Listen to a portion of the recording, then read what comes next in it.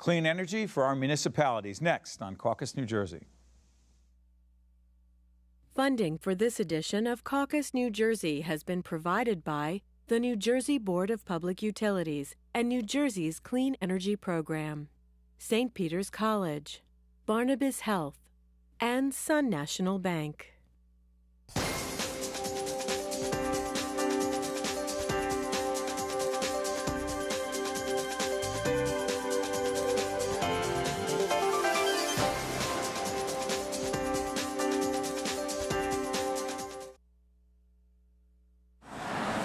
The state of New Jersey is in an energy crisis. With 566 municipalities and over 600 school districts, energy costs vary from a few $1,000s a year to millions. If these costs can be reduced, so will the burden on taxpayers. The Board of Public Utilities has literally dozens of programs which are helping. It might be a pay-for-performance program that is an entire building approach. It might be a simple process, which we would refer to as a direct install program. Something as simple as replacing the lighting, maybe room monitors perhaps, so the lights will go on and off as you walk into a room.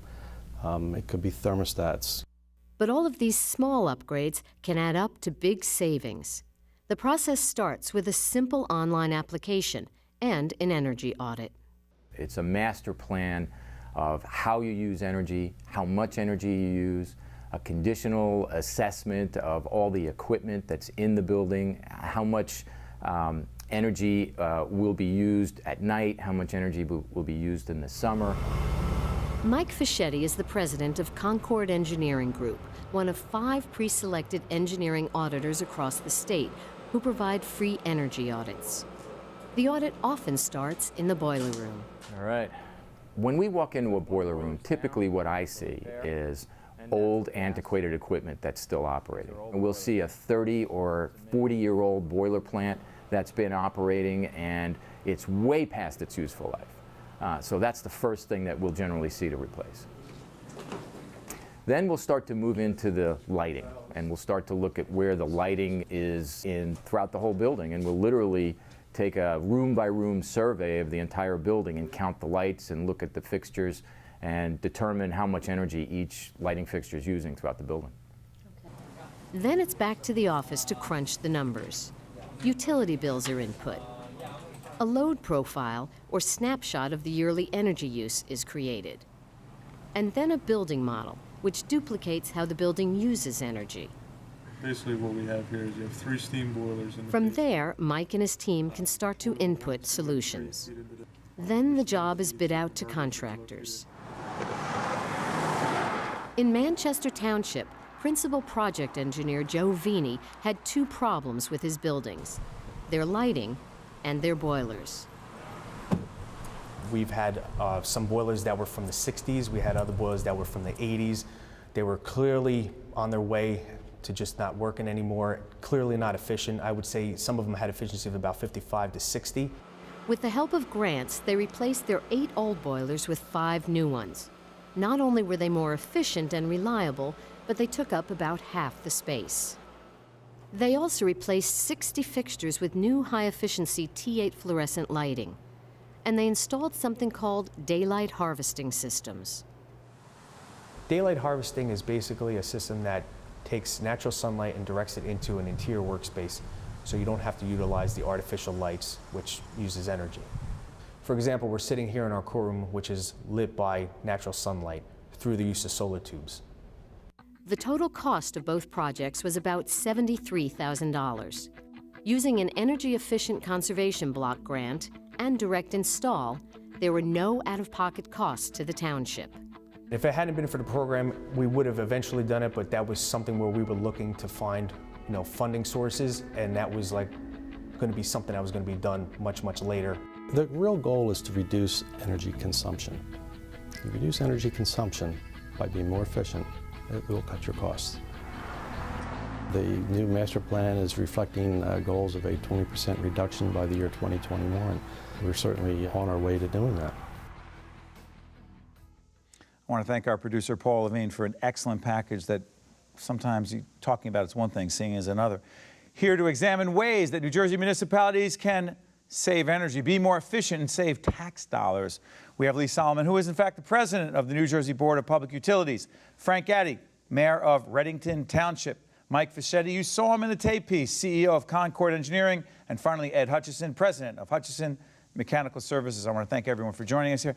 Listen, Paul laid out this piece that really talks about, Lee, what an inventory, what an energy audit is. And you got to get into the bowels of really looking at how things are being wasted.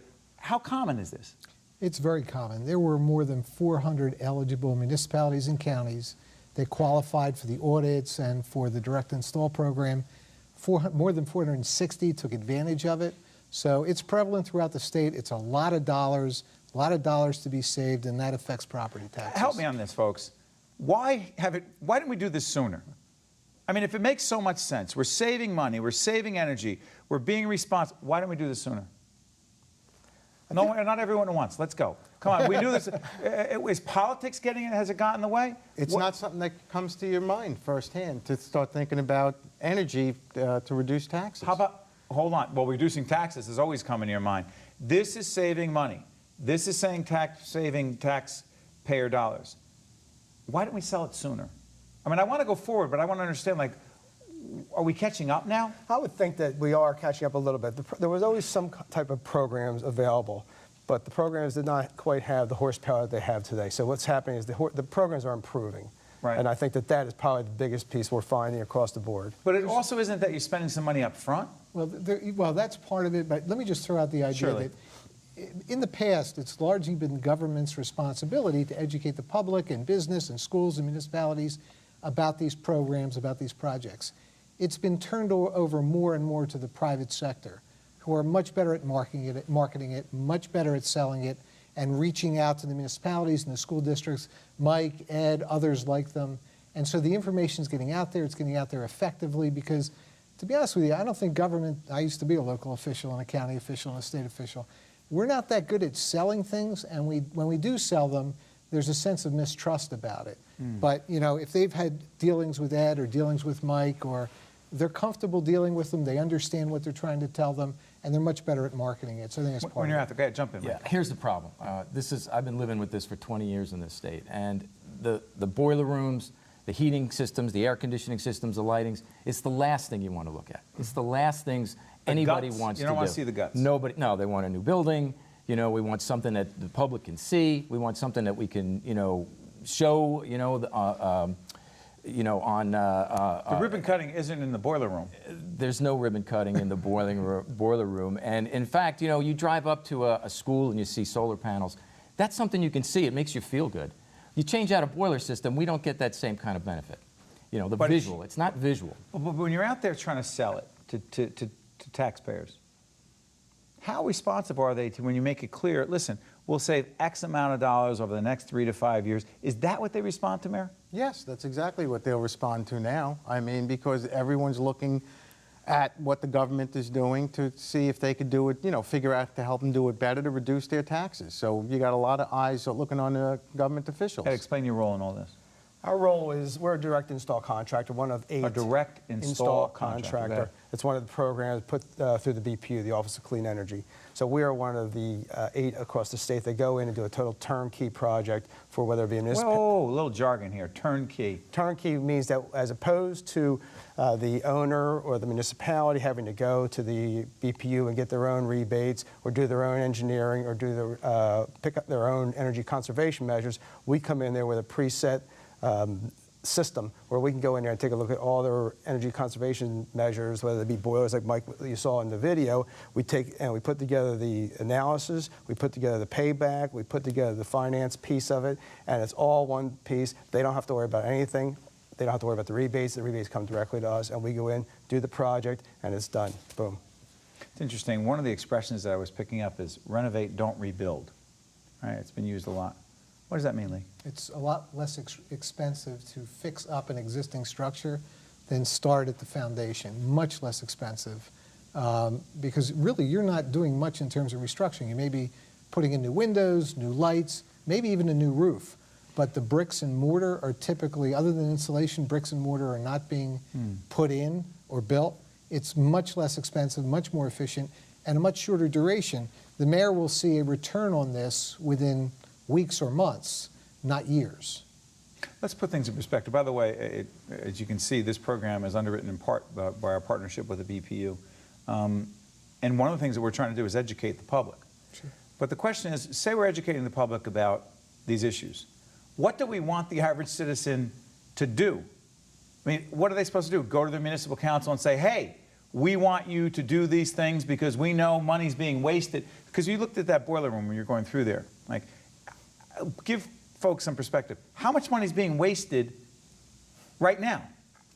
Then we'll go back to the question of the public. On average, every single local government in this state is going to save 20% off their bill after they complete these improvements. 20%? That's right. How do we know that? Because we've done over 500 audits already in the state, and those are the results. How quickly the 20%? How quickly would it take to How quickly do you get that 20% return? You pretty much Not get return, that, excuse me, reduction.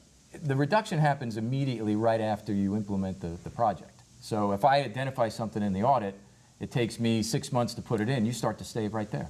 So go back to the average person. Right. We're trying to educate the average person so that they can say, wait a minute, I want to be a part of this discussion. I want to help save money in the community and be more energy efficient. What should they do? Well, when a municipality, and look, we're all under the gun economically in terms of budgets. When a municipality or a county or a school district is faced with cuts, one of the things the residents should be doing is saying, listen, how much can we save with energy efficiency so we can keep the police officer, we can keep the school teacher, we can keep that person that's near and dear to us, but make it closed out because of budget constraints. It's interesting how you just connected energy efficiency, savings, with having more cops on the street, more firefighters, Absolutely. More teachers potentially, because you're talking about school systems. Absolutely. That's interesting. Help us on that, Mayor. Is that the argument? You yeah, say, that's listen, absolutely the argument. It's not just an energy efficiency issue. No, we, as a government entity, we have to provide services to the residents. And if you start cutting down on services, they're not going to be a happy group of people. So you need to do those types of things to keep the police officer, to keep the school teacher, in order to service the populace. But where's the resistance? Where is the public resistance right now?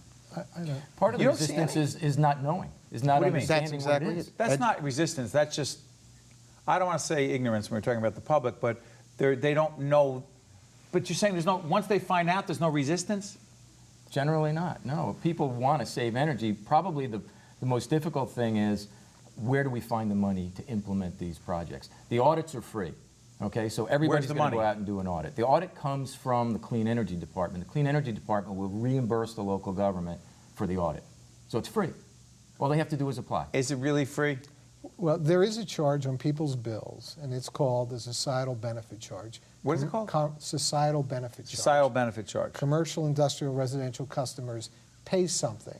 It's a relatively small amount, but it is something on everybody's bill. That is what funds the clean energy program. We are looking at, and we'll begin next year, looking at changing it from a rebate-based program to a revolving loan program. What's the difference? Because as you pay back a loan, the amount in the fund expands to the point where eventually, as all the loans get repaid, you're in a cyclical process. You're not just sending money out the door that you never see again. And the societal benefit charge can shrink. The money would still be available in the same amount. The projects would still be financed with low or no interest over long terms and without money down. But as the money gets repaid, the fund's replenished, and it's there forever. By the way, in that spirit, log on to our website. We'll link you to the Board of Public Utilities, and they've got, in fact, you know what? Let's just jump right to the Board of Public Utilities. They can bypass us and go right to them. I know we have that website. And that's what they are there for, to educate the consumers, to help people better understand these issues. But help me on this, Ed. When you're out there and you're talking to municipal leaders, how much of it is an education job? A job all about education? It's an incredible education. There was an interesting phenomenon when this all came about, when we had the influx of federal funds that supplemented some of the 40% of the whole incentive package. And they were actually ending up with an absolutely free $50,000 job for 2010 and up to $125,000. Whoa, hold on. There's a lot going on here. That program up front, what was it that you were talking about? The direct install program is the program we're talking about here. And this is, Mayor, what you took advantage of. Exactly. So you had everybody got a federal allotment, every municipality got a federal allotment of at least $20,000 that they were able to put towards their incentive package, which means that $20,000 is a 60-40 program, 60%. That means you got a free $50,000 job. Nice deal. People wouldn't believe you. Is this in New Jersey, like there's got to be a catch? There's got to be a catch. But there was no catch. There was no catch, but it was incredible how much time you wasted just trying to make people understand that. Okay. What percentage of them did you get to understand it? Once we got the flow going, and the first probably 10-20%, Lee, you were part of this, because we had to go out to the municipalities and send them, demand letters that they had to sign up for these things. But for a long time, I sat in front of a number of city councils explaining, and they wanted to throw Hutch out the window. Oh, this is wild. And then I'm sure there was some buzz because some municipalities started doing it, right? And then they were, hey, wait a minute, if our neighboring town did it, maybe there's something to this. Is that fair? Absolutely. We actually went out and sat with Gary Finger, who you saw in the yes, intro. Is that your ombudsman? He is my ombudsman, right. Our ombudsman. We actually went out and met with school districts, mayors, local governments, and that's one of his functions. And a few would get it, get on board, understand that there were no strings attached. And yes, then they would talk among themselves, the mayor's meetings, the meetings of school executives, and word gets around. But I really have to give a lot of credit to the private side. They do an excellent job in marketing, selling, and educating. And we can spend a lot of money doing it. Government's good at spending money. They're not necessarily good at doing the nuts and bolts that business does every day. Let me ask a different issue here. And again, log on to the, is New Jersey Clean Energy website up there right now, guys? Lee, just check that out. Make sure it's the right one. Looks good to me. Good. If you didn't know it, that would not have been good. But I know you know it. Looks good to me. Let's try this. The whole grid issue. Yeah. Can we, without opening up a huge Pandora's box in the time we have left, break it down? What's the grid? Why is it important? What does it have to do with this discussion? Well, the grid is the interconnection of generation with customers. It's all the pipes and all the wires that gets the electricity from where it's generated to where it's used. We're part of a regional transmission operation called PJM. It's 13 states and the District of Columbia, including New Jersey, Virginia, West Virginia, Pennsylvania, Ohio. And when you do things that cut down the amount of energy being used at peak times, like during a school day, during a work day, it puts less stress on the grid and brings the cost down for energy to everybody, because the price of energy is highest at peak times, and peak times occur when people are working and at school and at work, and so we are cutting down the demands on the grid, which improves the reliability of the system. Because heaven forbid we overload the system, everybody shuts And that down. happened a while back. Yes. I mean, we're actually doing this program toward the middle of the end of the summer. It'll air after that, but my God, we just went through a horrific heat wave, and when we're watching this again, hopefully that's not happening again. But a few years back, there was a serious problem with the grid. Is that right? Yes, there was. And it originated in, well, there was one that originated in the Midwest. Another one originated in the Northeast, and they were relatively... Was it Ohio? Yes. We can blame something on Ohio? Oh, I blame everything. I just want to make sure. Trust me, they're blaming stuff on us, too. But, yeah, it's... But we're all in this together. Is it fair to say? I'm sorry for interrupting, Lee. Yeah. We are in this together. To the extent that we're talking about this initiative here in New Jersey through the BPU, is that a model that other states follow, or are we following them? We're absolutely at the forefront.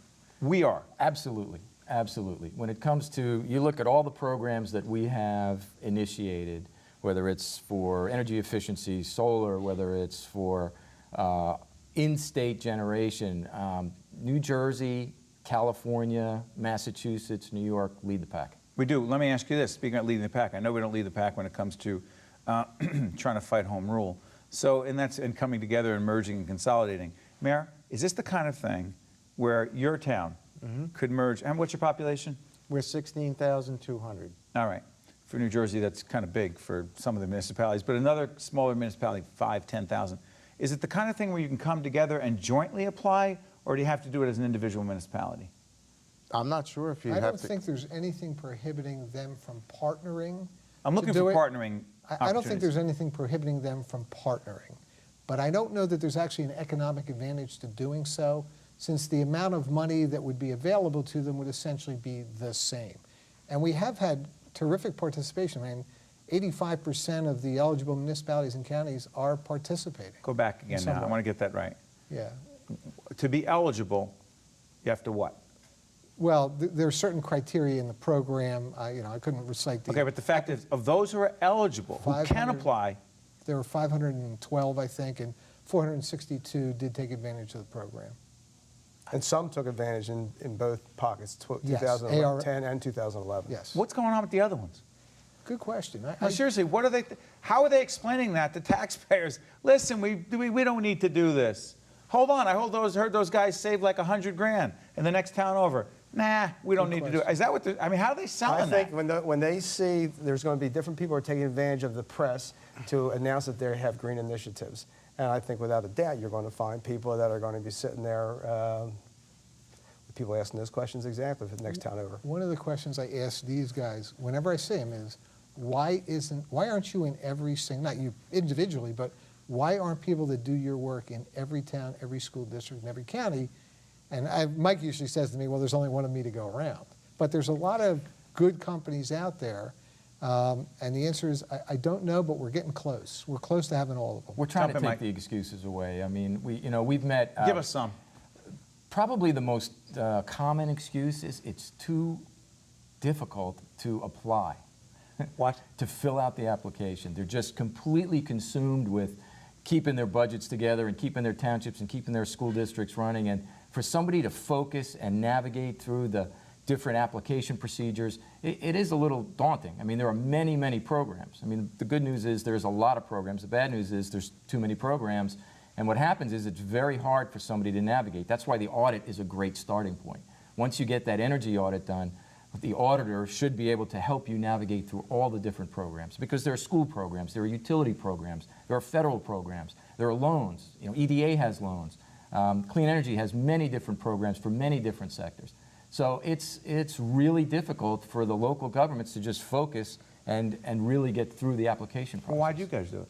Well, I think the administrator got a hold of the information, and then... Your town administrator. Our town administrator. That's a full-time, let's be clarified. That's a full-time position. Sorry for interrupting, Mayor. In most New Jersey municipalities, the vast majority, the mayor is part-time. That's correct. Not paid a ton of money. And you aren't... Why'd you have to laugh? Well, you're right. Unfortunately, in most municipalities... No, I'm not lobbying for more money. But it rotates in... I got it. Okay. So it could be the president of the council, the high... Okay. My point is that there's a professional administrator in your government, and that person started interacting with professionals and said, hey, let's do this. Brought it to the council's attention. We said, that's a great idea. And then we assigned it to our construction official. Not a facilities engineer, but our construction official. And then what happens? And then he went through the program, applied, got the information, probably met with some people, and then started the ball rolling. So I'm thinking about this. It doesn't... Listen, I know the process is complicated because there is accountability and you got to make sure of a lot of details, because applying for grants, by the way, we do as a nonprofit as well all the time. But the fact is, it's not like every town doesn't have an administrator or manager. It's not like there's not a construction expert. The people are in place to do this, correct?